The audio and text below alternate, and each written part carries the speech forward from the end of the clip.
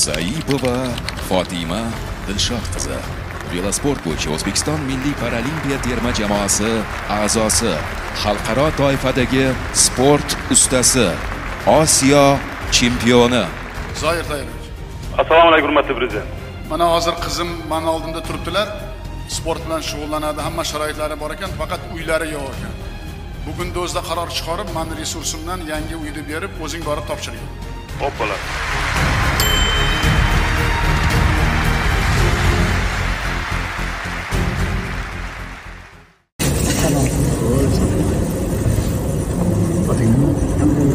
Prezident Shavkat Mirziyoyev hozirgina poytaxtimizdagi Xalqaro kongress markaziga yetib keldi. Bu yerda davlat rahbari 30-iyun yoshlar kuni munosabati bilan tadbirda ishtirok etadi. Bu loyihamiz aqlli tomorqa deb nomlanib, uni vazifalari yer qurib qolsa avtomatik tarzda sug'orib beradi. Buni yasashimizdan maqsad vaqtni tejash, suvni ortiqcha sarflamaslik va o'simliklarning unumdorligini oshirish. Bu yerda o'rnatilgan datchik yer quruq yoki namligini o'lchaydi. Qurib qolgan bo'lsa, buyruq boradi, suv qo'y deb nasos suv purkab beradi va yetarli darajada ho'l bo'lsa avtomatik tarzda o'chadi. Bunda ortiqcha suv isrof bo'lib ketmaydi.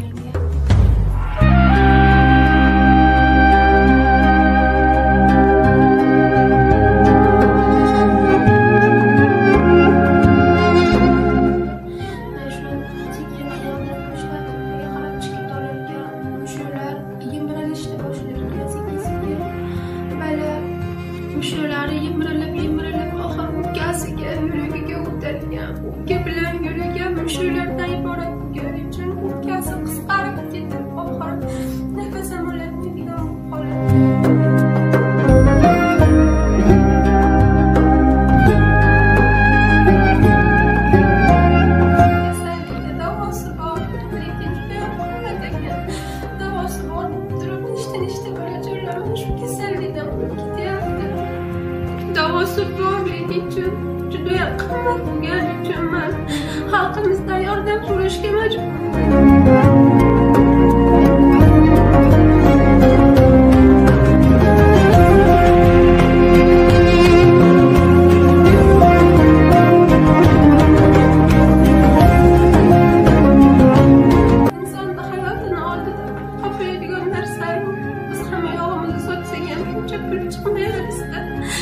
Iltimos qilaman,